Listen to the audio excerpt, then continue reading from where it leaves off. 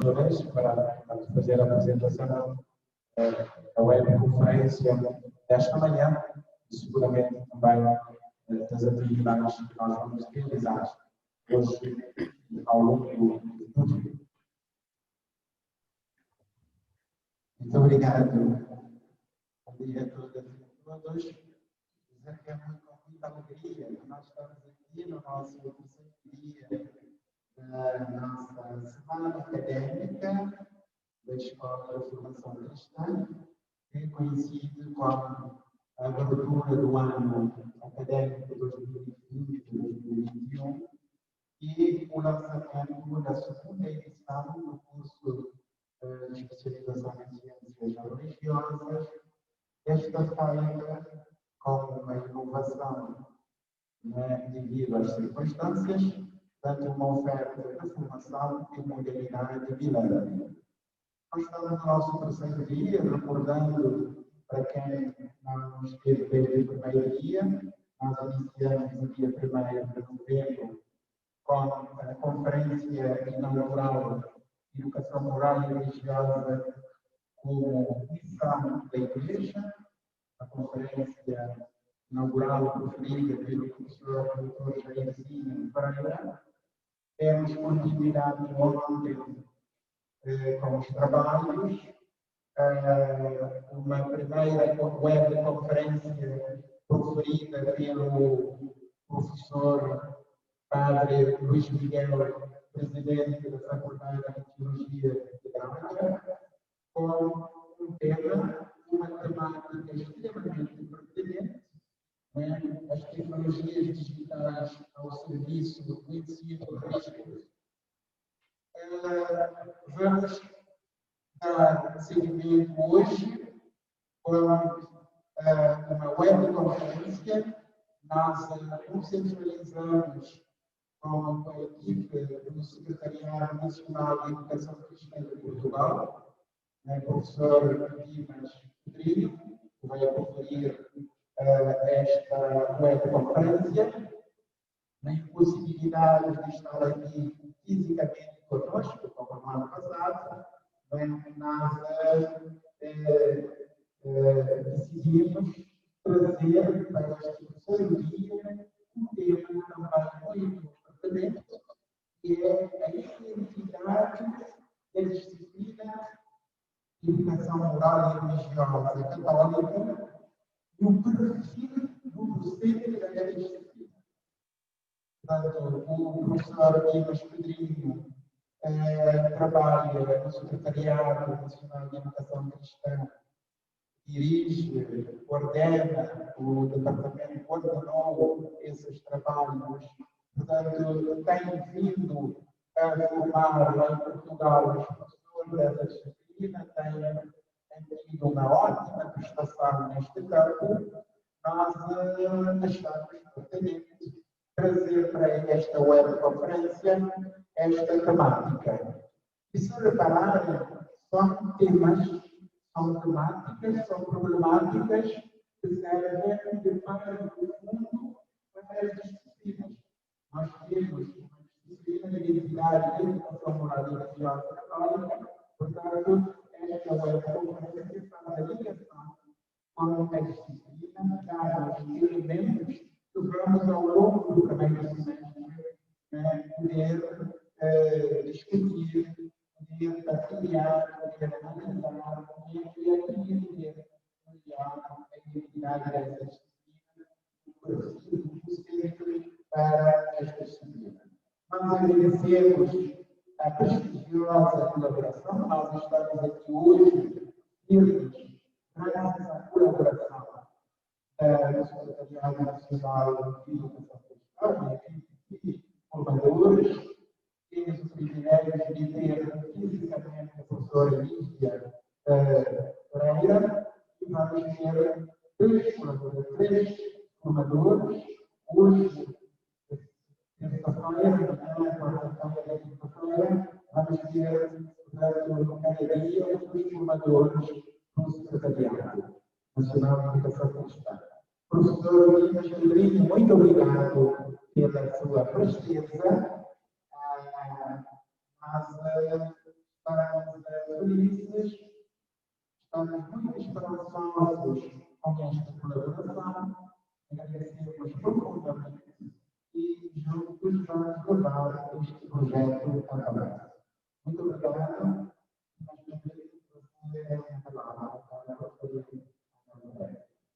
Obrigado.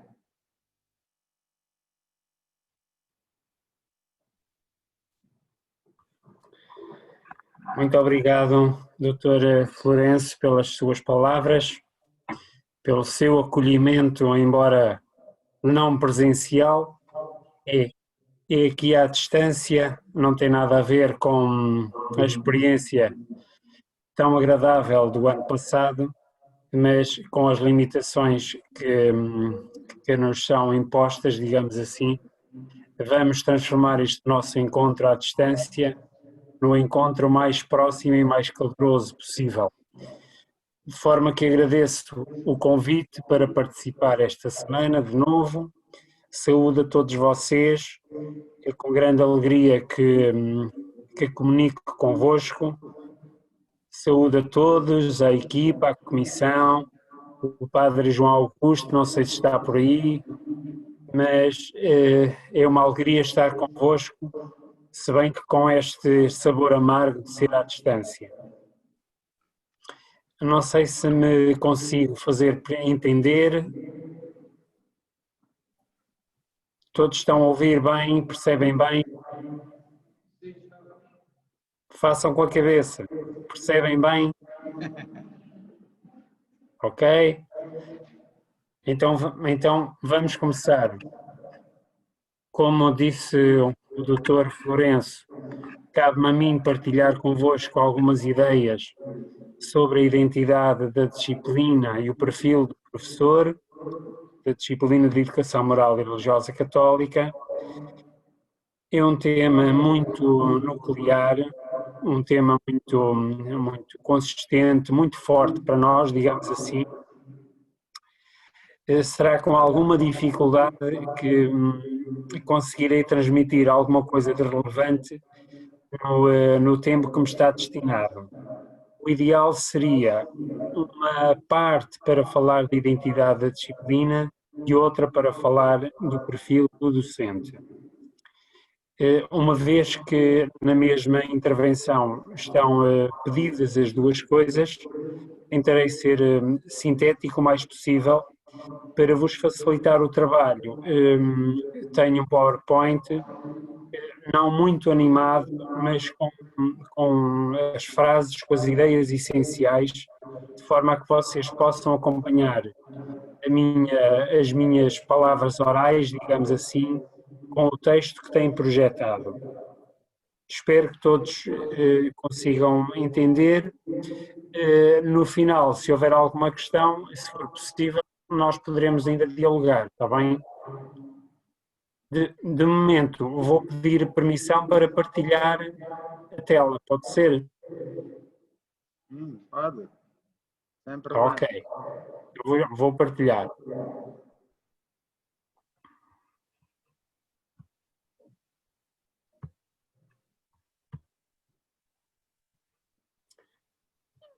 Estão a ver? Ainda não.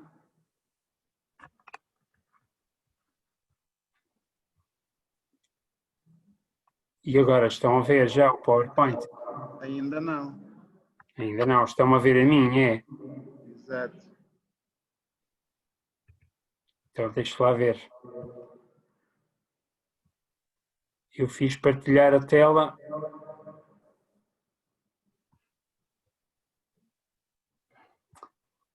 Então vamos lá ver.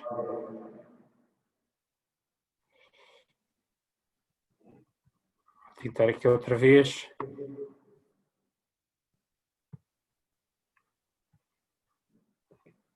Agora? Já. Agora sim. Ok. Pronto, então esta nossa temática, vamos dividir a nossa intervenção então em dois momentos.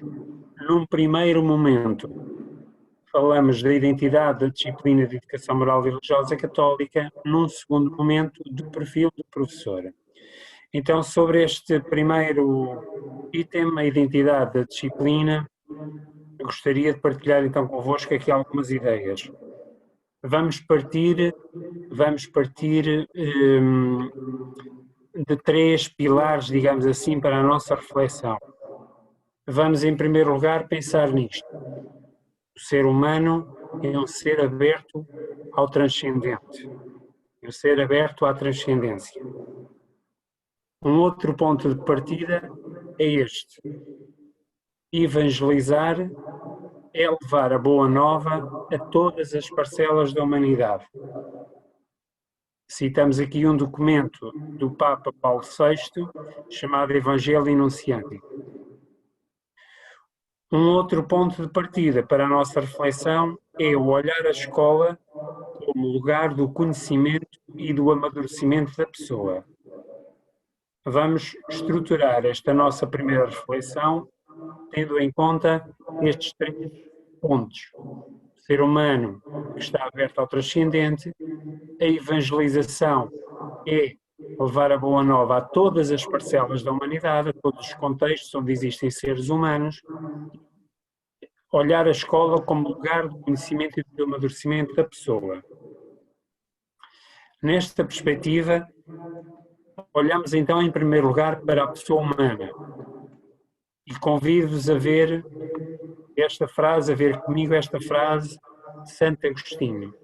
Descobri a Deus e dei-me conta de que no fundo era a Ele, mesmo sem saber, a quem buscava ardentemente no meu coração. Sabemos que Santo Agostinho foi uma pessoa de procura, uma pessoa de muitos caminhos tortuosos, muitos deles, mas uma pessoa de incessante busca. E depois de se tornar um homem crente, um homem de Deus, ele diz isto. Afinal, andava à procura de Deus e não sabia. Assim como aperitivo, digamos assim. A antropologia cristã, ou seja, a maneira de encarar o homem para os cristãos, vê nele a sua dimensão transcendental, que alarga horizontes à sua existência. Portanto, o ser humano não estaria completo, ou melhor, o olhar para o ser humano não seria um olhar completo, integral, se não considerasse a sua dimensão transcendental. Para os cristãos, o homem é o ser naturalmente aberto a Deus. Esta dimensão diz-nos exatamente o quê? Diz-nos precisamente que na sua história, na tradição, na cultura dos povos, o homem é um ser transcendente. Nós notamos isso. Isso vê-se também nos seus comportamentos, nos seus ritos. Hoje permanece à procura de caminhos espirituais de forma muito diversa. Ok? Portanto, nós constatamos, se estivermos atentos à história, à cultura, àquilo que hoje constatamos, vemos que às vezes de forma desordenada o ser humano permanece um ser aberto a Deus, um ser à procura. Muitas vezes não sabe de quê, mas está à procura de alguma coisa que o transcende. É a primeira consciência que vamos ter. Os nossos meninos nas nossas escolas, enquanto pessoas, procuram este desconhecido. Ora bem, este fenómeno da abertura ao transcendente observa-se também em algumas situações do nosso tempo, como o relativismo religioso e indiferença. Isto observa-se hoje também, não é? Observa-se ainda o ateísmo como uma tentativa de negar a dimensão religiosa do ser humano. Isto existe. Temos que ter isto presente nas nossas escolas, na nossa abordagem. Constatamos ainda também o quê? Constatamos no nosso tempo os fundamentalismos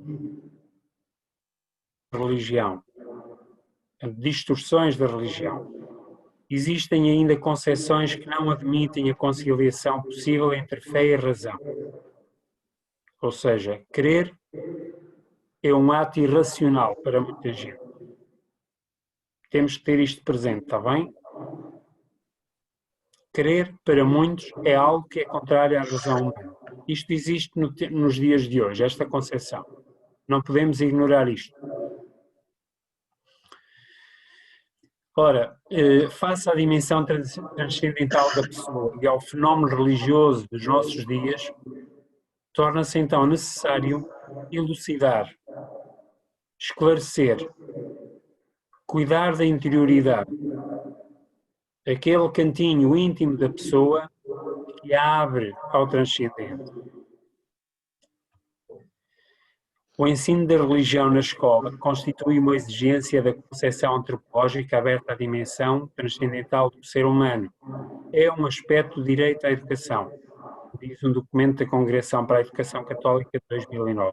O ensino da religião é um aspecto do direito à educação. A educação, nas suas finalidades, não estaria completa se não se oferecesse ao aluno este ensino. É assim que a Igreja pensa e é assim que nós nos situamos. Ora, no que diz respeito, então agora à identidade da disciplina, a partir daquilo que já dissemos até agora, nós olhamos para a disciplina de Educação Moral e Religiosa Católica como promotora de uma educação dirigida à dimensão transcendental da pessoa. Certo? Portanto, nós estamos na escola para educar essa abertura da pessoa a algo que a transcende. Por isso, a disciplina, o que é que ela faz? Educa precisamente a dimensão religiosa dos alunos. Veicula conhecimentos de âmbito religioso, nomeadamente cristãos. Estuda o fenómeno religioso. Cultiva a interioridade.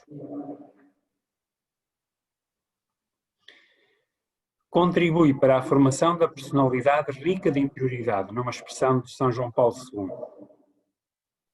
Esta é a nossa disciplina. No que diz respeito à questão religiosa, porque a disciplina não se fica pela questão religiosa. Ora, se pegarmos agora no outro ponto de partida, recordam-se, tínhamos 3 pontos de partida à entrada: evangelizar é levar a boa nova a todas as parcelas da humanidade. Diz-nos a Igreja que, portanto, diz-nos um documento da Conferência Episcopal Portuguesa de 2002, diz-nos isto: a Igreja Católica procura proporcionar à pessoa a visão cristã do mundo, do homem e de Deus, e não se demitirá de continuar a oferecer, com total liberdade, propostas educativas. Um documento da Conferência Episcopal Portuguesa. Como tal, enquanto serviço de evangelização, a educação moral é um serviço de evangelização, ela assume-se parte de uma missão evangelizadora. A educação moral e religiosa católica sabe que a Igreja evangeliza e assume-se uma parte dessa missão evangelizadora. Obedece a quem envia e é fiel. Se a disciplina de educação moral e religiosa católica é um serviço de evangelização, obedece a quem envia e é fiel. E quem envia é o Bispo, é a Igreja. Anuncia pelo testemunho. Enquanto serviço de evangelização, a nossa disciplina anuncia pelo testemunho. Mas anuncia também de forma explícita, faz um anúncio explícito. Ou seja, diz por palavras, de maneira clara e explícitas, aquilo a que vai. Então, não só pelo testemunho, mas também de forma explícita, por palavras.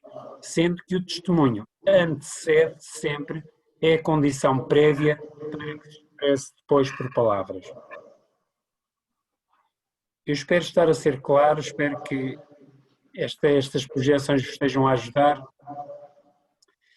Continuemos. Anuncia segundo o Evangelho de Cristo, segundo o Evangelho, segundo o método de Jesus, é assim que eu queria dizer. Aproxima-se, acolhe, interpela, convida à conversão, reabilita e integra. Enquanto serviço de evangelização, a nossa disciplina faz isto. Tá? Enquanto serviço de evangelização, ela parte da experiência humana, Portanto, não entra de chofre, digamos assim, mas olha a pessoa, olha a situação existencial da pessoa, do aluno, e parte daí. Promove a dignidade da pessoa enquanto semelhança de Deus. Portanto, a pessoa não é algo concebido de forma abstrata, digamos assim, mas promove a pessoa enquanto semelhança de Deus. Nós olhamos para os nossos alunos enquanto pessoas à semelhança de Deus. No seu serviço de evangelização, a disciplina não prescinde disto. Agora, se olharmos a escola, vamos ver como é que isto também se pode combinar, não é? Ora bem, sabemos que na escola as aprendizagens estruturam-se em disciplinas. O conhecimento acontece com rigor, com exatidão, com sistematização.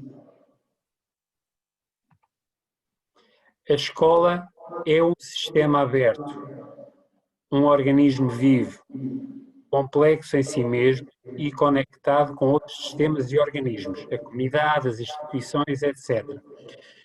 Ou seja, a escola não é uma realidade fechada em si mesma, inerte e estanque, mas é uma realidade aberta a outras células da sociedade. Quando se diz que a escola é um organismo vivo, quer dizer que na escola nada está garantido, nada está parado, nada está concluído. Tudo está em andamento e em transformação. É importante para a nossa disciplina termos isto presente. A escola não está fechada, nem é algo de parado, completo, garantido. Está sempre em andamento. A escola é uma realidade plural. Temos meninos na nossa aula provenientes de várias realidades, com várias percepções sobre a nossa disciplina, sobre a escola, sobre o mundo em que vivem. E a escola acolhe a todos, é uma realidade plural. As escolas públicas são entidades públicas. As escolas públicas não são uma extensão da paróquia, não são um anexo da igreja, nem são entidades tuteladas pelas autoridades diocesanas. As escolas são tuteladas pelo Estado. São entidades públicas, reguladas por leis públicas. E é aí que a nossa disciplina também se situa. A escola tem um ethos, uma personalidade, digamos assim, uma identidade. A escola tem um projeto, esta ideia é importante. A escola tem um projeto. Às vezes, se calhar, difuso, não explícito, mas a escola tem um projeto. A escola tem um projeto. A nossa disciplina, quando vai para a escola, não vai para um lugar completamente sem sentido, desarticulado. Muitas vezes é desarticulado, mas vai para um lugar que tem um projeto. Mesmo que indefinido, mas a escola tem um projeto, tem uma finalidade. Como tal, a nossa disciplina, uma vez que está na escola, e uma vez que as disciplinas escolares têm aquelas características, a nossa disciplina atua também com rigor, com exatidão, diz com clareza as coisas e com sistematização. Tem um programa, tem uma planificação, executa e avalia. Certo? Portanto, a disciplina de educação moral religiosa católica, enquanto uma matéria escolar, tem estas características: rigor, exatidão, sistematização, programa, planificação, execução, avaliação. A disciplina não pode prescindir disto, porque senão perde a sua credibilidade na escola.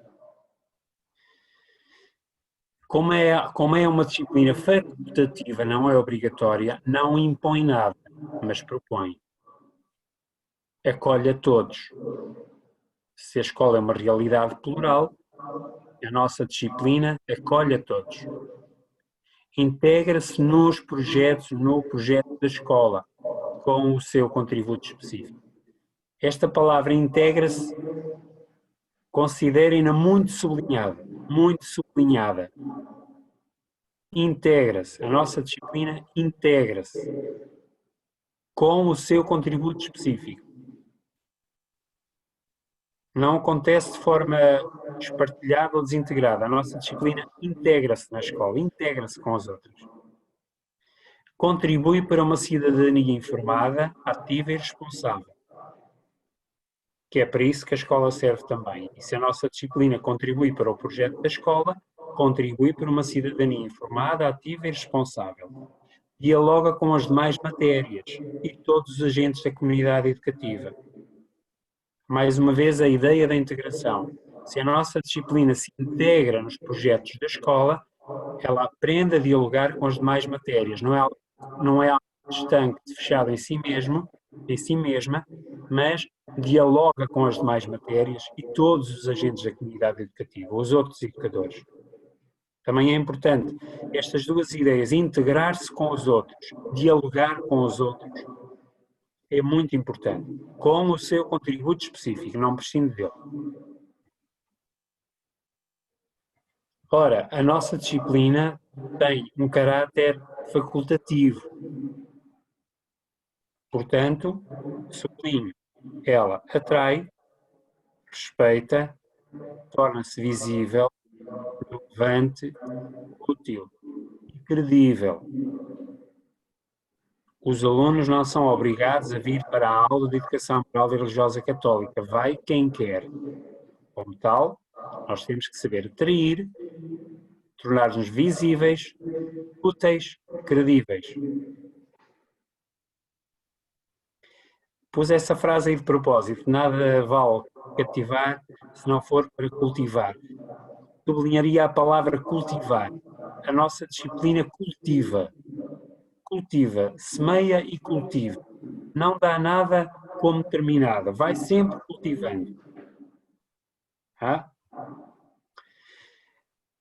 Portanto, a nossa disciplina, para ser credível e atrativa, não pode desiludir, mas surpreende pela novidade. Como nunca nada está acabado, é uma sorte que temos. Temos sempre campo para surpreender com coisas novas e diferentes. Tá? Esta ideia é importante também. Nós temos em nós o dinamismo do espírito que nos suscita coisas novas, que nos suscita, que nos impele de maneira nova e diferente. Portanto, a nossa disciplina deve ser sempre surpreendente pela novidade, pelo diferente. Ora bem, uma outra... Diferencia-se da catequese. Diferencia-se da catequese. E cita aí uma série de documentos da Igreja, eles estão depois no fim, no último slide, para vocês perceberem que aquilo que vos vou dizer é o que consta na doutrina oficial da Igreja, digamos assim, nos documentos estruturantes sobre estas matérias. Ora, isto não está agora aqui a funcionar, já está. Discute-se muitas vezes isto. Qual é a diferença entre a educação moral e religiosa católica e a catequese? Se o meu filho já tem catequese, o que é que há de ter a disciplina de educação moral e religiosa católica na escola? Fazemos muitas vezes esta pergunta. Não sei se vocês já ouviram. Eu já. Muitas vezes. Então, qual é a diferença? Seria interessante nós agora darmos uma volta pela sala e perguntarmos a cada um qual é a diferença entre a catequese e a disciplina de moral na escola. Se eu perguntasse a cada um de vocês, saberiam responder? Teriam uma resposta clara? Nem sempre. Então vamos avançar. Dizem-nos esses documentos sobre a catequese que ela tem a comunidade como meta, a comunidade eclesial, a igreja, a paróquia, pois é esta que acolhe os que são iniciados na fé. Por isso a comunidade é duplamente responsável tem a responsabilidade de catequizar cada um dos seus membros e também de os acolher, de modo a que possam viver o mais plenamente possíveis unidos àquele a quem aderiram. A quem aderiram. Ou seja, a catequese supõe uma adesão a Cristo. Houve uma adesão a Cristo. E a pessoa quer aprofundar essa adesão e cimentá-la. Isso é a catequese.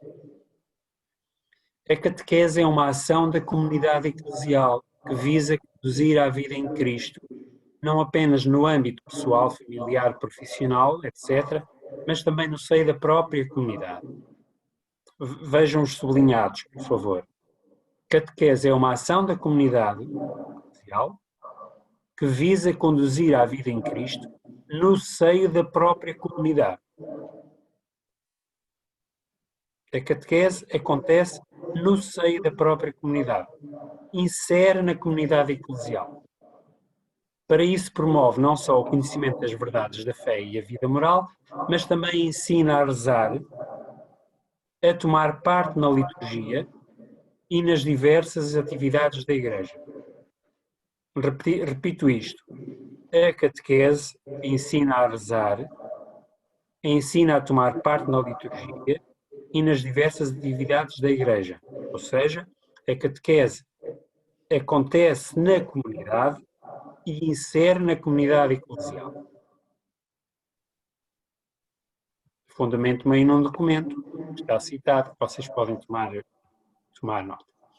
Ora, o que confere ao ensino religioso escolar a sua peculiar característica, portanto, aquilo que a diferencia, é o facto de ser chamado a penetrar no âmbito da cultura e de se relacionar com outras formas de saber.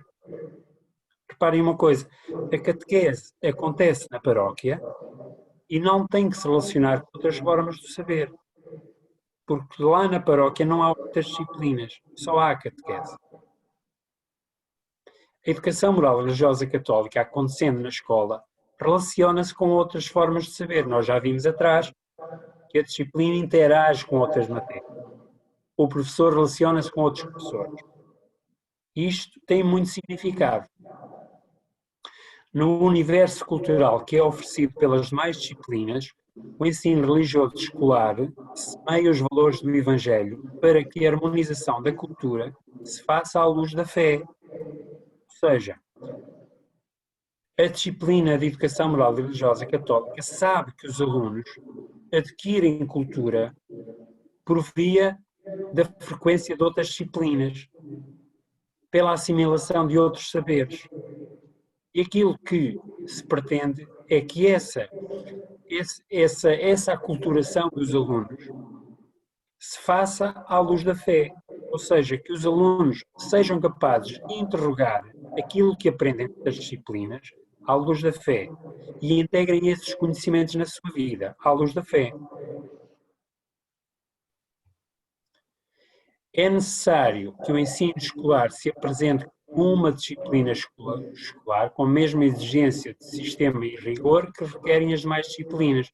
Isto é o que nos diz o Diretório-Geral da Catequese de 1997. Está a sair outro, mas mantém este mesmo pensamento.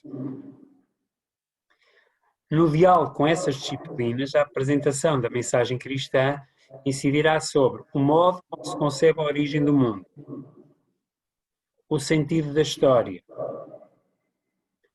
o fundamento dos valores éticos, a função da religião na cultura,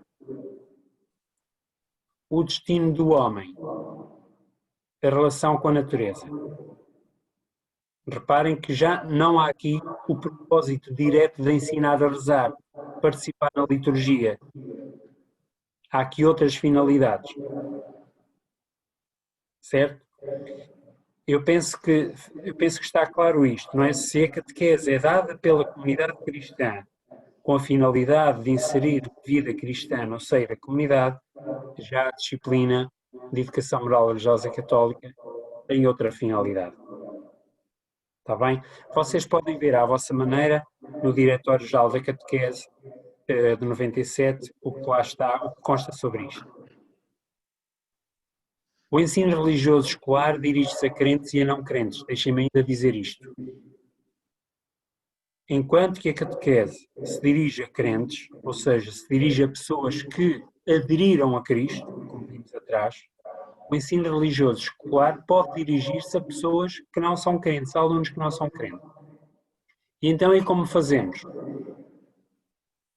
Aos alunos que já têm fé, ajudamos a aprofundar e a compreender melhor a mensagem da proposta cristã.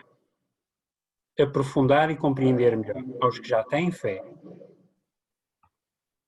Os que se encontram em situação de procura ou de dúvidas poderão descobrir na disciplina em que consiste a fé em Jesus Cristo e quais são as respostas que a Igreja oferece às suas interrogações.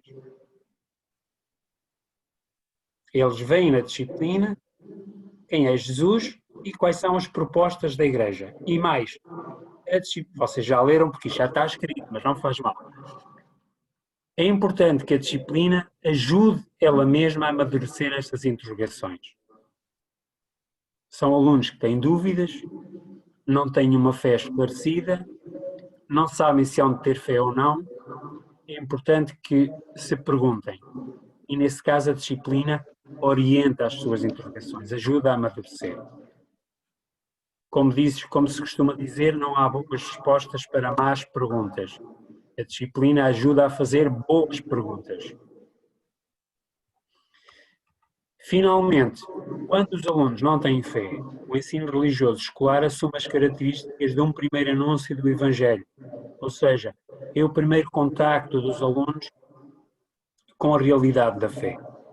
Apresentar-lhes o Evangelho de uma maneira muito simples, dizer-lhes muito simplesmente quem é Jesus, pequeninas histórias, pequeninos factos, e permitir neles uma pequenina abertura.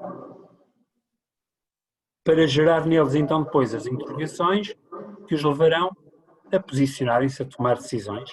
Mas a disciplina não se dirige necessariamente a crentes. Está na escola, vimos atrás que a escola é uma realidade plural, aberta a todos, logo nós temos que estar preparados para ter na nossa sala de aula alunos que não têm fé. A disciplina é essencialmente para católicos, sim senhor, mas não fecha as portas a quem não tem fé. E quando esses alunos que não têm fé chegam à nossa aula, temos que saber dirigir-nos a eles. Está bem? É um desafio grande. Isso nunca aconteceria na catequese. A catequese é para alunos que já têm fé. Bom, muitos deles, para meninos que já têm fé, meninos adolescentes, muitos deles à procura também de muita coisa. Mas já têm neles aquele desejo de fé, pelo menos. Cito aqui mais um documento. No último slide está a indicação destes documentos. Uma outra nota sobre a questão da confessionalidade da disciplina. Ela deve ser ou não deve ser confessional? Existe muito esta discussão. Existe quem entenda que o ensino religioso deveria ser não confessional na escola. Deveria ser apenas encarado como um estudo do fenómeno religioso, como um elemento da cultura dos povos, sem uma orientação de uma confissão religiosa. Alguns invocam a laicidade do Estado e pretendem remeter a religião para o foro privado. Ou seja, tudo o que é de âmbito público não deve ter cunho religioso. Ou seja, as pessoas que professam uma fé devem fazê-lo em privado. Alguns pensam assim. E se calhar em Cabo Verde há muita gente que pensa assim. Certo? Ora, a nossa disciplina, de facto, também elucida os alunos de forma séria e rigorosa sobre o fenómeno religioso nas suas diversas manifestações. Nós estudamos as outras religiões com os nossos alunos, esclarecemos sobre isso. Não é? Nós também promovemos o diálogo ecuménico e interreligioso, portanto, o diálogo entre cristãos de diferentes confissões e os crentes de outras religiões. No entanto, a nossa disciplina vai mais além. Propõe uma chave de leitura sobre a pessoa, a história, a sociedade e o mundo em que vive. Uma chave de leitura construída com base na mensagem de Cristo e na fé da Igreja que tem vivido e amadurecido ao longo dos séculos. Portanto, nós abordamos o diálogo religioso, abordamos diferentes matérias, a cidadania, a participação, o cuidado pela natureza, mas tudo fazemos com base na mensagem de Cristo e na proposta da Igreja. Portanto, nesse sentido, somos uma disciplina confessional. Ou seja, aquilo que dizemos e aquilo que fazemos baseia-se numa confissão religiosa, que é o catolicismo. A escola está à espera que nós tenhamos esta definição. A escola não entenderia que nós atuássemos sem nos definirmos, sem dizermos aquilo a que vamos e sem sermos coerentes com aquilo em que dizemos acreditar. Certo? Portanto, tudo aquilo que nós ensinamos na escola, toda a cultura que veiculamos aos alunos, os conhecimentos dos diferentes âmbitos, tudo isso é feito com base na mensagem de Cristo e na fé da Igreja. Mais uma vez, citei um documento. Portanto, se nós fizermos um resumo sobre isto, a sua dimensão transcendental, a disciplina educa a dimensão religiosa dos alunos, veicula conhecimentos religiosos, estuda o fenómeno religioso, cultiva a interioridade, contribui para a formação da personalidade rica em interioridade. Isto no que diz respeito à sua parte transcendental. Assume-se parte de uma evangelização. Faz um anúncio explícito do Ministério da Palavra. Anuncia segundo o Evangelho.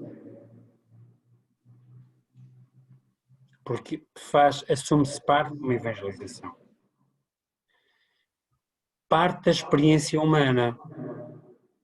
Na parte da didática, que possivelmente depois terão a ocasião de abordar, este aspecto é importante. Na sua metodologia, a disciplina parte sempre da experiência humana. Evangeliza não de uma forma desenraizada, mas a partir da pessoa.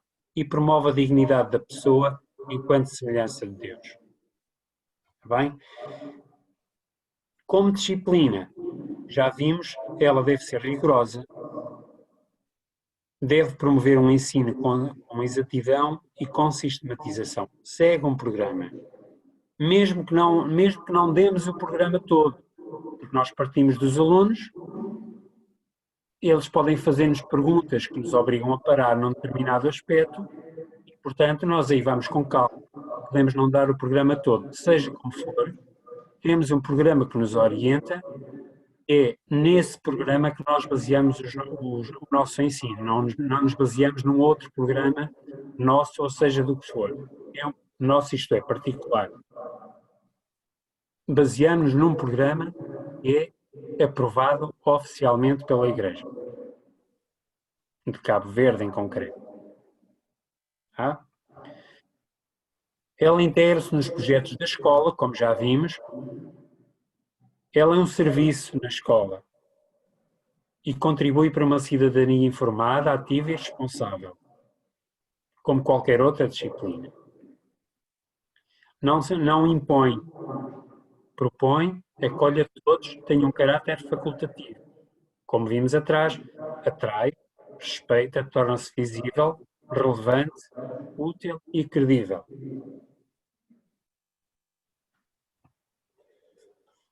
A finalizar, diria que a disciplina será bem sucedida se, e agora cada um de vocês poderia completar, como é que eu poderia ser um professor de educação moral religiosa católica bem sucedido na minha missão, na escola onde estou? Eu diria que a disciplina será bem sucedida se for fiel à sua identidade. Se não andar à procura de se parecer a outras disciplinas ou de fazer o mesmo que as outras disciplinas. Não, a disciplina tem uma identidade. e deve ser fiel a ela. Será bem sucedida se for um contributo para os objetivos da escola. Os objetivos da disciplina devem ir ao encontro dos objetivos da escola, com a sua identidade sempre. Será bem sucedida se as suas ações estiverem articuladas com as demais disciplinas. Mais uma vez. Ainda voltar só atrás. Cada um de vocês poderia completar com outras coisas, mas eu penso que isto é fundamental. Depois só dizer-vos que aquilo que vos disse, optei por ir buscar documentos oficiais da Igreja, Evangelii Nunciandi, de Paulo VI, Catequese Tradendae, de João Paulo II, Diretório-Geral para a Catequese de 1997, sabendo que está a sair outro, mas que mantém estas mesmas premissas, Gravissimo Educationes, do Concílio Vaticano II, e depois aí vários documentos dos bispos aqui em Portugal. Está um do Vaticano, a Carta Circular aos Presidentes das Conferências Episcopais sobre o ensino religioso na escola, Congregação para a Doutrina Católica. Eu penso que o Dr. Florencio tem esta lista de documentos, poderá oportunamente fornecer-vos se vocês precisarem, está bem? Eu passaria, e desculpem ser assim um bocadinho a correr, mas de facto eu passaria para o outro tema, tá? Deixem-me só aqui, então, buscar o outro.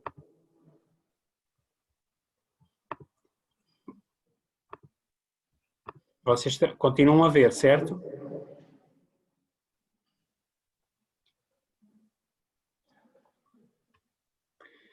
Portanto, falaremos então agora um pouquinho sobre o perfil do professor.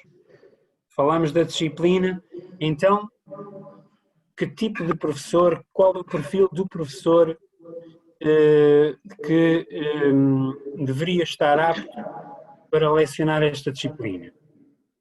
Vou dar-vos aqui também algumas notas sem me deter muito, e desculpem, mas isto, como o tempo é limitado, tem que ser assim um bocadinho a correr. Peço desculpa, mas a partir da projeção penso que vocês conseguem apanhar o essencial.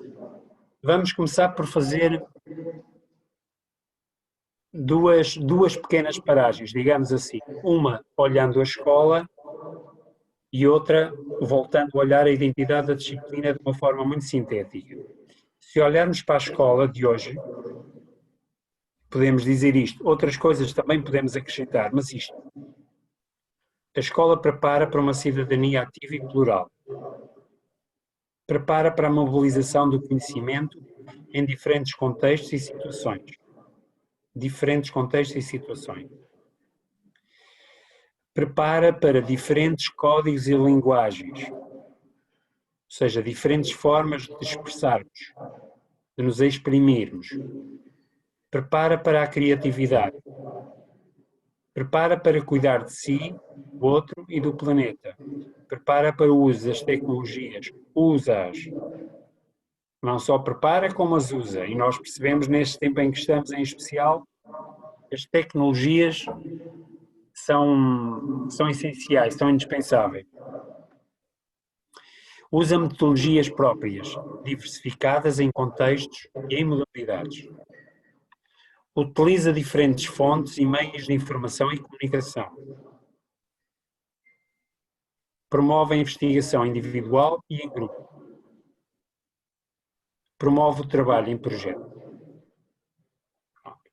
O perfil do professor tem que ser pensado com base nisto.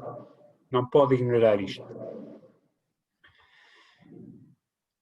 Se olharmos de novo a identidade da disciplina, vemos que a educação moral e religiosa católica é uma disciplina, é facultativa, surge como sendo presença da Igreja na escola, dirige-se à dimensão transcendental do mundo, forma em valores segundo a matriz cristã.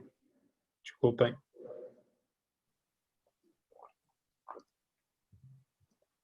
Portanto, estes aspectos, saber o que é a escola, o contexto onde nos movemos, e saber o que é a disciplina, que é a nossa missão, é essencial para compreendermos qual deverá ser o perfil do professor. Diria que o perfil do professor abarcaria, no meu entender, algumas dimensões. Diria estas três. Uma dimensão organizacional, ou seja, o professor é um elemento da escola, que é uma organização concreta. Uma outra dimensão missionária, ou seja, ele está na escola, mas portador de uma missão. E uma outra dimensão profissional. Ele está na escola, que é uma instituição, vai com uma missão, mas tem uma forma própria de desempenhar essa missão, como qualquer outro profissional da escola. Está bem? Explorando um bocadinho isto, aqui há algumas considerações sobre a dimensão organizacional. Ora bem, o que é que se pretende? Pretende-se que a afirmação da educação moral e religiosa na escola aconteça mediante o estatuto da pessoa do professor.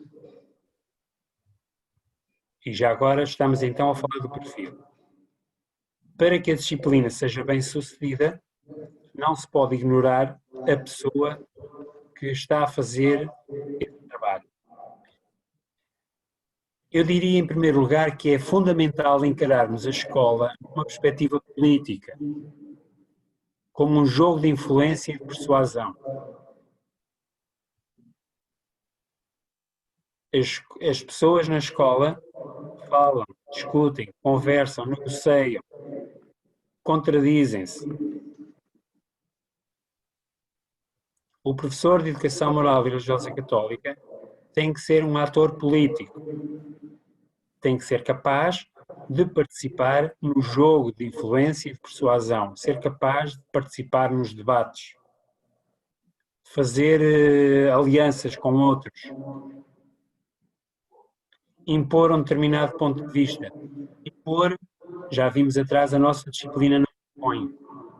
Nós impomos propondo, persuadindo, levando a água ao nosso moinho, como se costuma dizer aqui. Mas o professor tem que ser capaz de participar nisto. Como? Começando por ter um desempenho exemplar. Falamos da disciplina como algo que é rigorosa, que programa. O professor tem que ser capaz disso tudo. Fazer o que os outros fazem. Planificar, executar, avaliar e, sobretudo, tem que ter a noção de que aquilo que diz tem que ser relevante para os outros. Portanto, o professor é, sobretudo, reconhecido por aquilo que faz de relevante para os outros. De relevante para os outros. Porque a escola é uma arena política, entre aspas, ou seja, é um lugar onde as pessoas procuram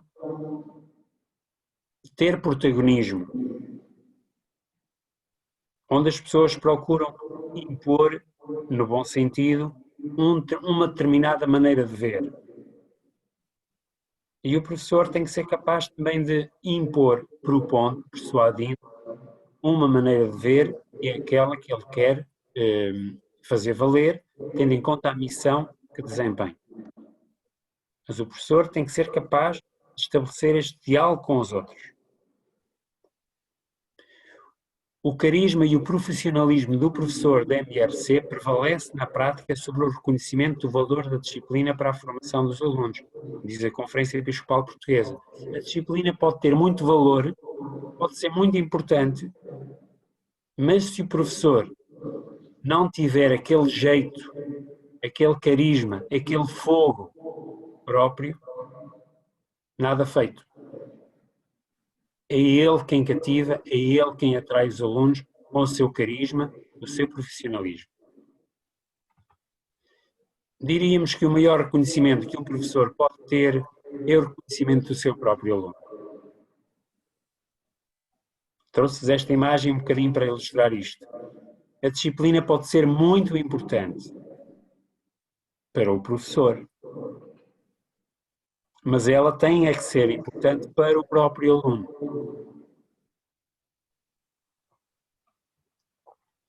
Passando então um bocadinho mais à frente, vendo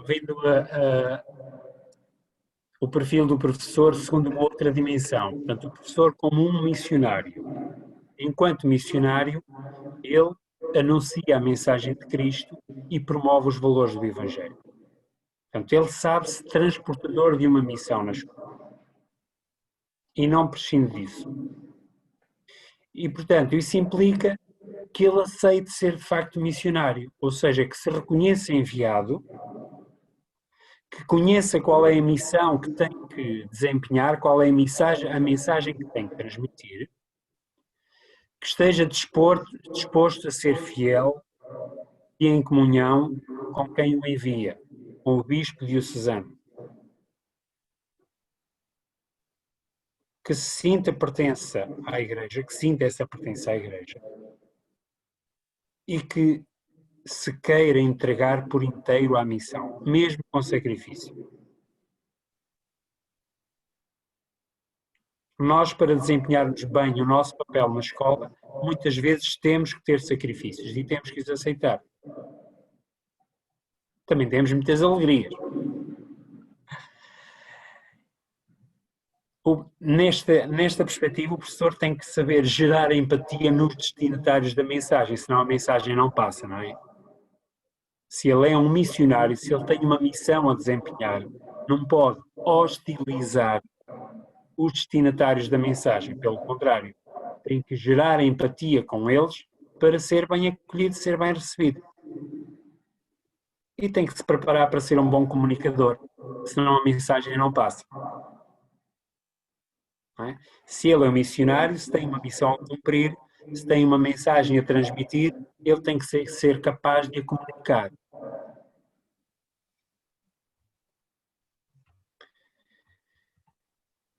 Finalmente, no que diz respeito à missão profissional, finalmente ainda me falta um bocadinho, peço desculpa, mas ainda falta um bocadinho, não muito, mas falta um bocadinho. Ora, o professor é de facto também um profissional, como os outros professores. Logo, ele tem que fazer duas coisas. Em primeiro lugar, apropriar-se dos conhecimentos que quer transmitir. É isso que vocês estão a fazer nestas formações, ou seja, possuir, adquirir os conhecimentos que vão veicular na escola. E, em segundo lugar, adquirir as capacidades pedagógicas para a transmitir. Portanto, o professor, se vocês já sabem também de outras experiências, provavelmente, é competente nos seus conhecimentos e é competente na maneira de os transmitir. Como tal, o professor deve ter competências científicas e deve ter competências educativas, ou pedagógicas, se quiser. No que diz respeito às competências científicas, ele deve encontrar-se identificado com o seu campo científico, ou seja, deve possuir os conhecimentos próprios do seu campo científico. O professor distingue o seu campo científico dos outros campos científicos. Apresenta com propriedade, clareza e rigor os conceitos das matérias que aborda. Um professor competente cientificamente sabe qual é o seu campo científico, sabe quais são os conhecimentos desse campo científico e apresenta-os como alguém que os possui, com clareza e com rigor. Ainda do ponto de vista científico, o professor é competente se amar a sua ciência. Identifica-se com ela, cultiva, dignifica, procura, aperfeiçoa-se nos seus conhecimentos. Ser competente do ponto de vista científico é estarmos dispostos a atualizar-nos permanentemente na nossa formação. O professor de Educação Moral e Religiosa Católica ama a sua ciência, ou seja, ama a mensagem que quer transmitir. Cultiva e aperfeiçoa-se cada vez mais para a conhecer melhor. Assume-se portador da sua ciência, junto dos alunos, junto de outros elementos da comunidade educativa, em momentos formais e informais. Ou seja, se nós estamos identificados com a mensagem que queremos transmitir, nós estamos permanentemente a transmitir, nas aulas e fora das aulas. O professor de Educação Moral e Religiosa Católica não é só professor de Educação Moral e Religiosa Católica nas aulas. É também professor de Educação Moral e Religiosa Católica em qualquer momento e em qualquer espaço da comunidade educativa. Um outro aspecto, o professor de Educação Moral e Religiosa Católica sente-se pertença da sua comunidade científica, ou seja, ele pensa as suas matérias com outras pessoas e sabe que são outras pessoas que partilham a mesma mensagem, que legitimam e validam os seus conhecimentos. Portanto, por isso é que eu, se me quis preparar para vos dizer alguma coisa, fui ler documentação relevante da nossa área, dos nossos pensadores, e não de outros. Até ele sabe interagir com a literatura dos pensadores cristãos e com os educadores. Se ele é um educador, também lê e também se cultiva do ponto de vista educativo, pedagógico. Do ponto de vista educativo, pedagógico, o professor tem competências técnicas e, como tal, ele pode ser um hábil programador, pode ser um meticuloso gestor do tempo, um exímio criador de recursos e preza a correspondência, dá muito valor à correspondência entre o programa que executa. Tá? Do ponto de vista técnico, o professor pode ter estas características e deve tê-las. Do ponto de vista pedagógico, o professor dispõe-se a percorrer um caminho com o aluno, colocando-se no seu ponto de partida. Adequa as planificações às circunstâncias dos alunos. Cria ou recria programas alternativos, se necessário. É voluntarioso e imaginativo na procura de recursos e de estratégias pedagógicas. Vejam, o professor visto como um pedagogo tem estas características. Vou voltar atrás. Se for visto como um técnico, tem estas.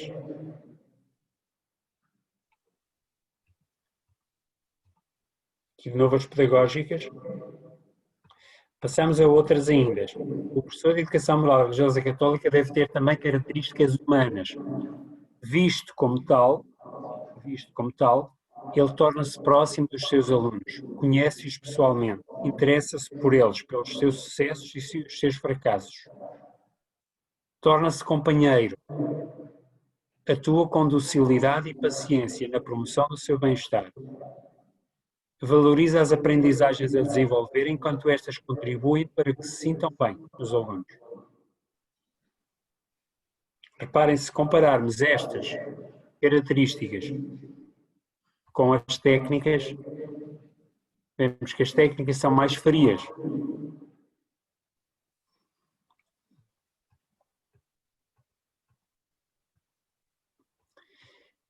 E, finalmente, o professor de Educação Moral e Religiosa Católica tem uma dimensão cristã. Como tal, ele toma a Cristo por modelo do seu modo de pensar e de agir. Vai ao encontro do aluno para revelar o rosto amoroso do Pai. Procura ser presença de Cristo na comunidade educativa. Propõe os princípios e os valores cristãos segundo a orientação da Igreja e pauta por eles a sua conduta.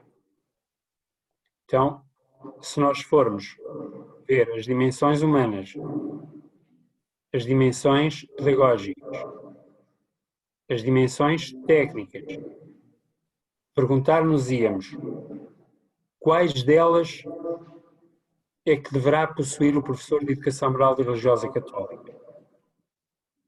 Quais destas competências são mais importantes? As técnicas? As pedagógicas? As humanas? As cristãs?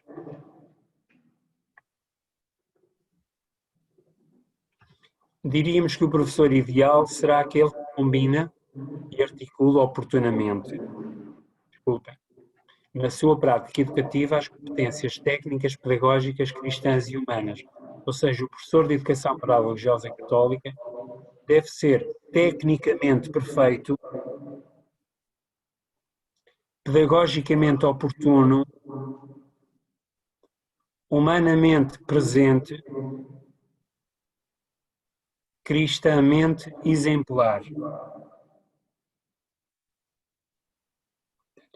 Estas 4 dimensões estarão presentes necessariamente no perfil, na atuação do professor na escola. Ele é tecnicamente exímio, é pedagogicamente perito, humanamente exemplar e cristamente também.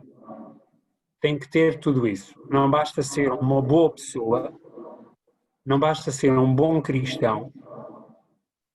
Um professor, se é professor, tem que ser tecnicamente bom também, profissionalmente bom também.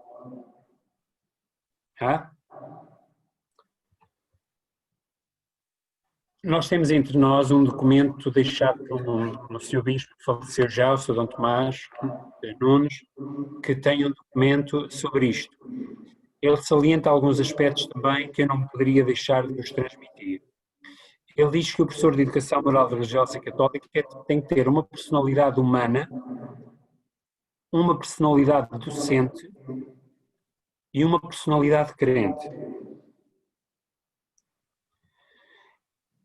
Está aí o documento citado, que também está no slide da identidade da disciplina que mostrei há pouco. Ora, segundo ele, do ponto de vista humano, o professor deve revelar equilíbrio humano, maturidade, facilidade de estabelecer relações interpessoais, sensibilidade à problemática sociocultural, abertura de espírito universal, postura cívica e ética. Segundo o Sr. Dom Tomás, a personalidade do professor, do ponto de vista humano, deve considerar estes elementos. Enquanto personalidade docente, diz ele, o professor deve ter propensão para a educação e para o ensino, deve ter jeito para ensinar, deve ter aptidão científica, teológica, didática e pedagógica e profissional. Cá temos nós a combinação das várias competências. Deve ter um compromisso com a aquisição da sua própria formação. Cá está a importância da formação permanente. Deve ter disponibilidade para assumir responsabilidades na própria comunidade educativa. Não só como professor, mas protagonizar outras tarefas, outras responsabilidades. Deve ter abertura ao estabelecimento de redes com as famílias e com a comunidade envolvente. Não nos esqueçamos que a escola é um sistema aberto, dinâmico. Como tal, o professor deve estar aberto a estabelecer contactos com outros intervenientes na escola. Deve ter capacidade de liderança, junto dos seus alunos ou junto com quem ele esteja, mas pelo menos junto dos alunos. É alguém que guia com autoridade, numa expressão do Sr. Dom Tomás. Guiar com autoridade. No que diz respeito à personalidade crente, diz ele, o professor deve ser alguém que tem fé, que dá um testemunho coerente e é alguém que demonstra integridade de vida. É alguém que expressa com clareza e objetividade a sua fé e a doutrina da Igreja. É alguém que tem capacidade para criar nos alunos a abertura à dimensão religiosa.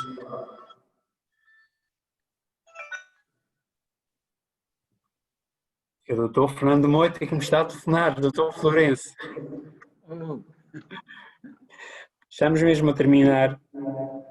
Portanto, é alguém que tem esta capacidade para criar nos alunos abertura à dimensão religiosa e à busca de opções pessoais. É alguém que tem capacidade para ajudar a amadurecer nos alunos as interrogações de sentido para a vida. Portanto, já vimos que faz parte da identidade da disciplina ajudar a amadurecer nos alunos interrogações relevantes. E o Sr. Dom Tomás assinala isto. Pronto, eu terminei, procurei não me estender muito no tempo para não estragar o programa. Agora o ideal seria estabelecermos um diálogo. Pode deixar de... Vamos deixar de partilhar a tela, não é?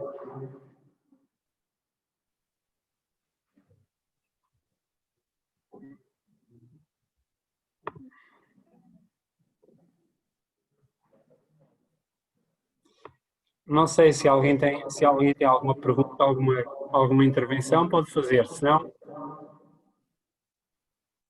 dou-vos o meu abraço e desejo-vos uma continuação de boa formação.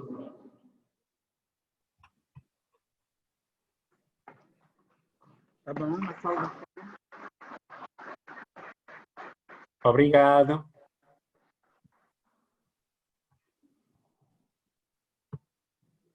Obrigado, doutor Dimas Pedrinho. Nós podemos abrir espaço de Aqui percebe-se um bocadinho mal. Vamos abrir um momento de diálogo, de perguntas, de comentários. Ok. Ok. Certo. Temos uma pessoa já. Pode vir aqui, se faz favor, Helena.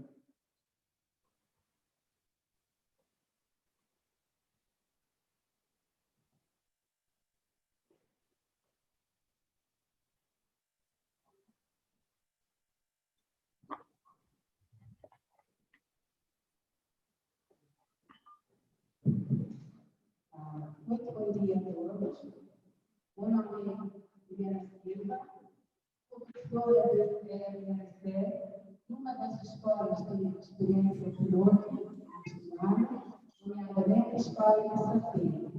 É com muito prazer e uma enorme satisfação que volto aqui assistir a esta formação como professor de nós Paulinos.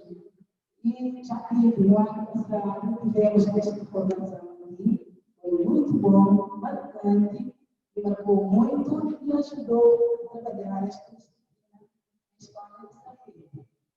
E agradeço ao professor pela excelente apresentação, e foi muito claro, ele relembrou e tocou tudo que já tinha aprendido no ano passado. E para falar da entrada de EMC, eu gostaria de falar da minha experiência como professora de EMC na Escola de Safira. Foi uma experiência única e trabalhamos com turmas do primeiro e do quinto ano.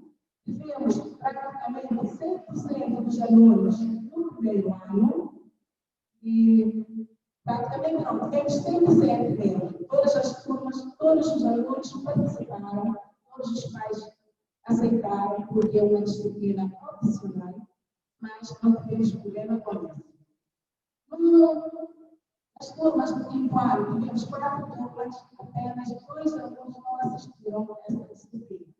Mas, nestes 2 alunos, os pais não aceitaram a disciplina, não preencheram essa liberação, mas um desses alunos, eu gostaria de deixar uma pergunta aqui, o professor nos estava ajudando.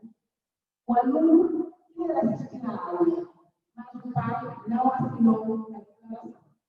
Então, tivemos, todos os dias eu tenho que contornar, porque o aluno não quer mudar da sala, porque apenas muitos alunos têm que mudar da sala. O aluno vai para o outro lado e eu continuo a minha. Eu queria saber o que eu posso fazer com isso, porque o aluno quer assistir a aula, porque escuta a aula e gosta, quero ficar passada. Esta é a minha pergunta.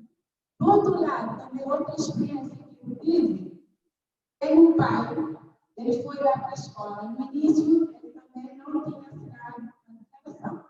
Mas no decorrer das aulas, ele voltou para a escola, disse que ele ia falar como professora. Ele me disse: professora, eu não sou católico, mas eu acompanho os alunos, inclusive tenho um sobrinho que estuda esta disciplina.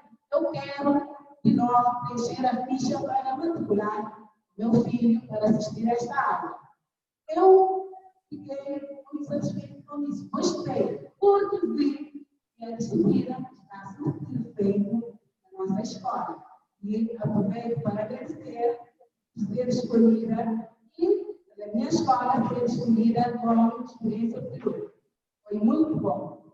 Para dizer, eu gostei muito, foi uma disciplina que eu trabalhei com muito gosto, senti-me leve em trabalhar nessa disciplina, desloquei bastante, mas o ano correu muito bem. Apenas foi interrompida pela pandemia do segundo trimestre. Aí, neste ano, hoje eu fui para a escola, todos os pais começam a me encontrar e dizer: professora, este ano tem a primeira disciplina. Eu posso falar, vamos começar, eu espero, com a ajuda de Deus, vamos começar bem e continuamos a trabalhar. E que esta disciplina, depois de 3 anos, generalize em todas as escolas públicas, porque é uma disciplina muito valiosa para a nossa sociedade. Então, sendo professora, eu só gostaria de deixar aqui a minha contribuição, que com algumas características, e o professor Dimas já disse muito bem, muito claro, que me tocou desde o ano passado a adicionar esta disciplina com muito mais velocidade. Também queria acrescentar que o professor tem que ser católico, ter e trabalhar com amor. Porque só com amor podemos dar mais que podemos, tudo que podemos dar. Também tem que ser ousado, tem que ser muito ousado, porque vai ao encontro do outro. Encontramos o outro e muitas vezes aqueles que mais precisam de nós. Também não desanimar. A pessoa deve não desanima, porque Deus em si. É um trabalho que fazemos e sentimos que temos o poder divino. E eu digo aos meus colegas que caminharem, outros colegas vão começar, não tenham medo. É um trabalho que fazemos e sentimos grato que estamos a dar o nosso contributo para a nossa sociedade. Uma outra característica é jamais desistir do caminho. Não desistimos do caminho porque é um construtor. Estamos a construir a nossa sociedade. Construtor do desenvolvimento humano. Temos as nossas crianças nas nossas mãos e para formar cidadãos, e com isso, com toda a força, vamos formar cidadãos conscientes e que sirvam para mudar a nossa sociedade. Muito obrigada.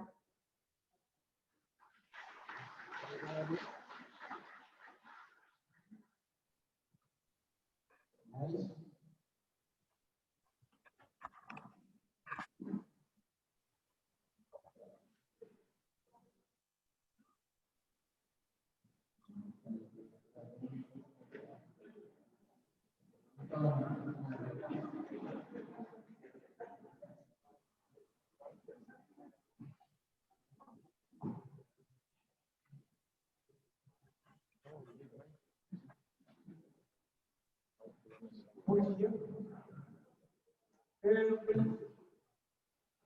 debate de hoje deu atenção e, sobretudo, na segunda parte do professor. E nós cheguei um pouco atrasado, peço desculpas, mas é o seguinte: por compreender que o perfil do professor, o professor que é RSC, tem que ser um professor exemplar, um professor comunicador e, por entender também, que é um professor praticamente chamado um professor especial. Numa certa altura, o formador falou-se da dimensão organizacional. Ele disse que o professor exemplar, capaz de impor. Ora, pelo que eu sei, a nossa disciplina não faz uma proposta. Agora, qual é o limite desta imposição? Tendo em conta que a disciplina de educação moral religiosa propõe ao aluno capacidade para ser uma pessoa formalmente integrada e capaz de transcender-se. Agora, eu repito mais uma vez a pergunta, este limite de imposição à profissão não vem com as características da disciplina, com a visão da disciplina. Obrigado.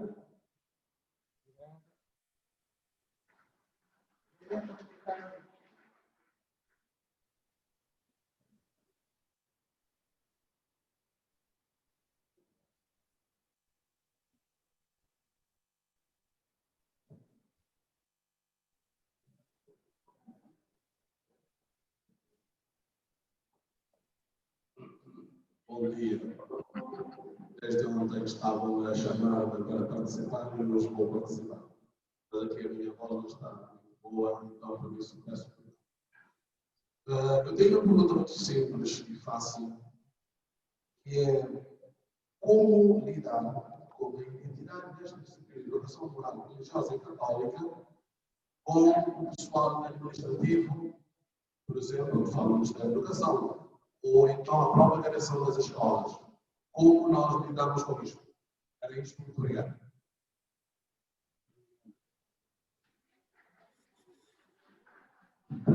Realmente é uma questão que, infelizmente, aqui temos gestores, temos dois delegados do Ministério da Educação a participar, não entendem para este grupo de primeiro ano. Eu queria mandar uma questão ao professor. Sendo a aluna do professor de ciências religiosas, muitas pessoas perguntam o porquê de um aluno que não é católico poderá assistir à aula EMC e um professor que não é católico não pode lecionar a mesma disciplina. Eu queria que vocês esclarecessem isso.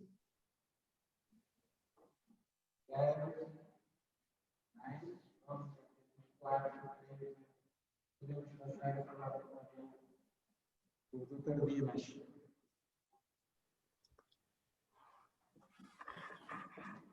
Eu tive aqui algum problema em conseguir perceber aquilo que diziam. Eu pedi ao Dr. Florencio que me resumisse as questões essenciais para ver se eu consigo perceber, porque eu aqui percebe-se muito mal o que é dito. Estamos aqui com um problema de retorno, tentar melhorar, mas basicamente, bom,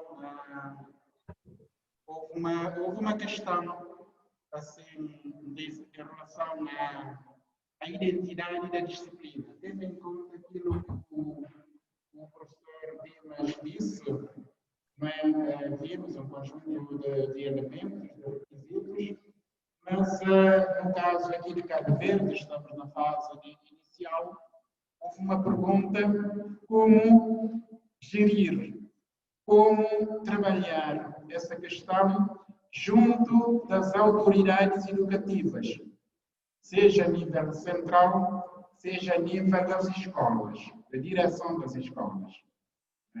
A afetação dos professores, a construção dos horários, a aceitação da disciplina, não pelos pais encarregados da educação, mas pelas autoridades educativas.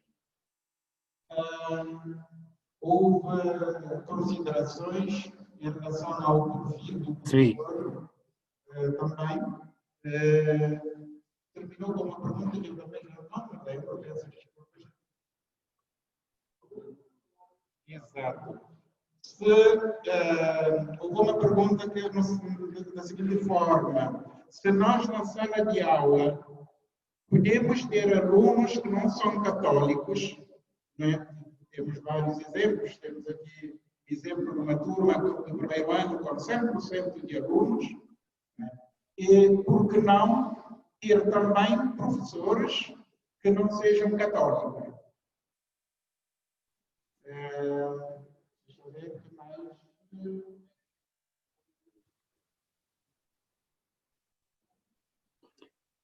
Exato. Sim. Depois temos a outra questão, os pais, portanto, não autorizam os alunos, mas, entretanto, os alunos, pela interação com os colegas, veem na disciplina uma grande mais-valia. Então, não querem perder. E temos situações em que os alunos fogem, ficam debaixo das carteiras, não foi o caso aqui, para poder assistir às aulas porque os pais não deram a autorização. Então, o professor fica numa situação um pouco delicada, sem saber como gerir esta situação. Basicamente, são as colocadas, mas recordo que temos esta disciplina no nosso curso para nós poder depois discutir muito mais esse tema. Sim. Não sei se percebi inteiramente. Não sei se percebi inteiramente esta última questão, mas vou tentar responder. A primeira questão tem a ver com as condições políticas, digamos assim, da relação da Igreja com o Estado,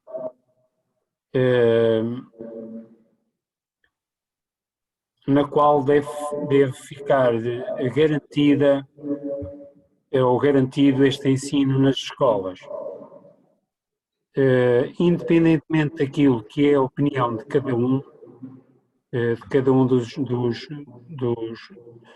dos agentes administrativos, digamos assim, há uma posição que é política e que passa para ser legal. Ou seja, tem que haver uma regulamentação, que penso que existe, mas talvez precise de ser aprofundada. Tem que haver uma regulamentação que implica todos, independentemente da sua posição. Penso que essa regulamentação, esse caminho está em construção, está em andamento, em Cabo Verde, tem que continuar. Sempre nesta perspectiva. O ensino religioso escolar não se impõe. Nunca se impõe, propõe-se.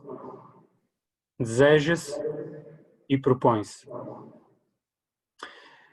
Tem que haver, de facto, uma regulamentação clara que implica as direções dos estabelecimentos escolares a criar as condições para que a disciplina exista na sua prática nas escolas. Mas isso é um caminho que tem que amadurecer no diálogo entre a Diocese e o Ministério, não é? De Cabo Verde, o Ministério da Educação de Cabo Verde. Portanto, tem a ver, portanto, com as questões administrativas. Depois de uma outra situação, mesmo que existam regras muito claras, ter sempre esta premissa. A disciplina não é imposta nem pela Igreja, nem pelo Estado. É regulamentada e tem que existir uma regulamentação. Mas a disciplina deve ser sempre oferecida, proposta e nunca imposta, seja por quem for e a quem for. Nessa perspectiva, a disciplina tem que ser atrativa, tem que ser credível para captarmos para a nossa causa boas vontades de outros. Se bem que essas boas vontades não chegam, tem que haver uma regulamentação. Mas nós temos que saber ter a arte de captar a simpatia das pessoas para o nosso lado. Relativamente à primeira pergunta, era isso que se me oferecia dizer, embora pudéssemos ser aqui considerações durante a manhã inteira, durante a tarde inteira sobre isso, mas resumiria nisso. É importante que o diálogo com o Ministério continue ao mais alto nível, por um lado, e por outro lado, é importante que os professores percebam que a disciplina não se impõe na escola. A disciplina propõe-se com jeitinho, vamos fazendo o nosso caminho. Uma outra questão que eu tive tinha a ver com o facto de haver alunos que não tenham a fé católica na nossa aula e, portanto, a possibilidade de irem outros professores. Não, essa questão não se coloca. Não quer dizer que o professor de Educação Moral Religiosa Católica não chama a aula aqui ou acolá, num ou noutro momento, uma pessoa de uma outra confissão, uma pessoa para falar de um aspecto qualquer, mas a aula de Educação Moral Religiosa Católica é lecionada por uma pessoa indicada pelo bispo, reconhecida como idónea pelo bispo, e é uma aula de Educação Moral e Religiosa Católica. Os alunos, mesmo não católicos, e os pais, têm que ter esta certeza. O que vão ouvir ali naquela aula são as propostas da Igreja Católica, que podem ser ouvidas por qualquer aluno. Portanto, estando no espaço público, a sala de aula não se fecha a ninguém. Por ser um espaço público, qualquer aluno que se queira inscrever na disciplina, mesmo não sendo católico, deve poder inscrever-se. Mas todos os implicados devem saber que se trata de uma aula onde se veicula uma mensagem de acordo com a doutrina católica. E o professor é católico. Os alunos podem não ser, mas o professor é, e o programa também é, os conteúdos também são. Portanto, não é uma aula interconfessional onde podem ir outros professores. Isso é incompatível com a natureza daquilo que é negociado entre a Diocese e o Ministério da Educação. Não sei se respondi, mas é isto. Nós temos que ter a perspectiva de que podemos ter à nossa frente alunos não católicos, porque estamos num espaço público. E como espaço público pode ser acedido por não católicos. Mas a nossa proposta é sempre católica. E sobre isso os alunos, nem os pais devem ter qualquer confusão. Nós temos que ser muito claros relativamente àquilo a que vamos. Isto era outra questão. Depois a última questão, eu não sei se percebi bem, mas tinha a ver com alunos que desejam a disciplina, mas os pais não. É isso, doutor Florencio? É exatamente isso. Pronto. De maneira nenhuma, qualquer aluno pode ir a esta aula sem a autorização dos pais. Não pode. Porque os pais, como encarregados de educação, é quem decide a educação para os seus filhos. E esta disciplina, sendo facultativa, vai quem quer, mas a decisão é sempre dos encarregados de educação. O encarregado de educação tem que ter conhecimento e tem que ter dado a sua autorização para o aluno se inscrever na disciplina. Acontece muitas vezes virem alunos que não estavam inscritos, vêm falar connosco e dizem: eu queria, mas o meu pai, a minha mãe. Nós aí temos que ser muito claros. Através do diretor de turma, através da escola, mas temos que ser muito claros com os pais sobre esse aspecto. Olha, o seu educando quer vir para a nossa aula, mas isso só pode acontecer com a autorização do encarregado de educação. não corram riscos a esse nível, pois podem ser acusados de, enfim, de várias coisas, conforme as intenções das pessoas. Não corram esse risco.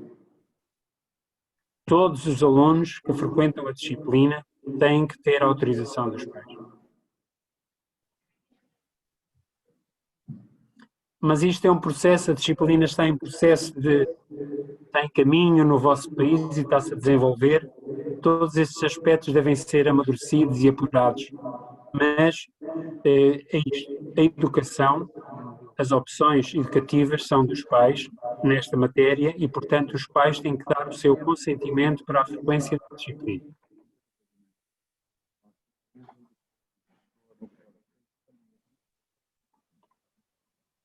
Muito obrigado, professor Dimas. Acho que respondeu muito bem. Creio que ficou claro. Ficaram claras as questões em relação à participação dos católicos e não católicos. Temos uma questão aqui que é a questão de fundo, o diálogo com as autoridades educativas, Pedrinho. Nós temos uma autorização do Ministério da Educação de abril de 2019, mas, entretanto, entre as questões formais, regulamentares e a prática, não é? A distância, às vezes, é bastante enorme, porque depende, tivemos situações em que dialogamos com os delegados do Ministério da Educação, vimos que algumas vezes temos disparidades entre as orientações das delegações ou dos serviços centrais e a prática nas escolas. Portanto, isto realmente pressupõe um diálogo permanente e, sobretudo, aquilo que a Helena disse, um trabalho de disciplina capaz de mostrar à escola a bondade da disciplina, para poder ser aceite, né? Mas temos situações, de repente mudam um diretor, um gestor, um diretor de agrupamento, um diretor de escola secundária e a pessoa às vezes chama-se como autoridade educativa e em algumas situações compromete a introdução da disciplina nas escolas. Mas, como bem disse, é um diálogo político que nós devemos ter. Sim. Portanto, não sei se tem considerações finais, não vamos abrir mais, não queríamos abrir mais por causa do tempo, já são quase 11 horas. Não, eu estimulava a que esse diálogo prossiga, portanto, a regulamentação deve ser amadurecida, deve ser mais robustecida para que a disciplina tenha os Sim? Sim. Posso? Sim, pode falar. A regulamentação deve ser amadurecida para a disciplina ter os instrumentos legais para funcionar nas escolas, independentemente da vontade de cada diretor. Portanto, é importante que se caminhe no sentido de os diretores perceberem que existe uma regulamentação à qual eles estão obrigados e que lhes impõe a obrigação de criar as condições para a disciplina, independentemente das posições pessoais. Isso por um lado. Portanto, é o trabalho feito a nível superior, não é? A nível político. Essa regulamentação tem que ser amadurecida. E depois há o trabalho nas escolas, portanto, porque a disciplina não se impõe por leis, embora elas devam existir de forma clara. Mas não é agradável, não é conveniente que a disciplina exista numa escola, porque se impõe apenas pela legislação. Ela deve existir na escola, por um lado, porque tem cabimento legal, mas existe também porque ela é válida e reconhecida como tal na escola, naquela escola em concreto.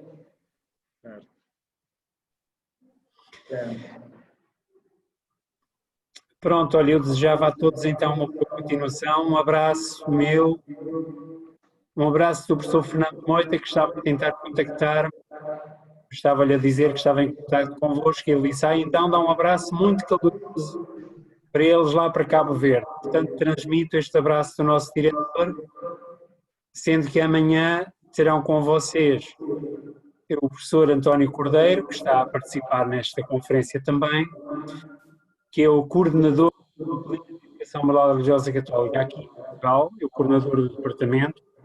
Tenho o gosto de trabalhar com ele e com o Dr. Fernando Moita, e com certeza amanhã poderão também colocar algumas questões a ele. Ele terá coisas muito interessantes para partilhar convosco. Da minha parte, um abraço para todos. Vou tentar acompanhar a formação na medida do possível. E agradeço a todos a vossa atenção. E qualquer coisa, já sabem, o Dr. Florencio sabe, vocês todos sabem aí, podem contar com a nossa ajuda, está bem? Até mesmo no que diz respeito à regulamentação, da disciplina, tudo isso, nós podemos partilhar convosco a nossa experiência. Certo. Muito obrigado. Um abraço. Obrigado. Um abraço ao professor Fernando Moita, que vamos ter a honra de tê-lo depois de amanhã. É isso. Muito obrigado.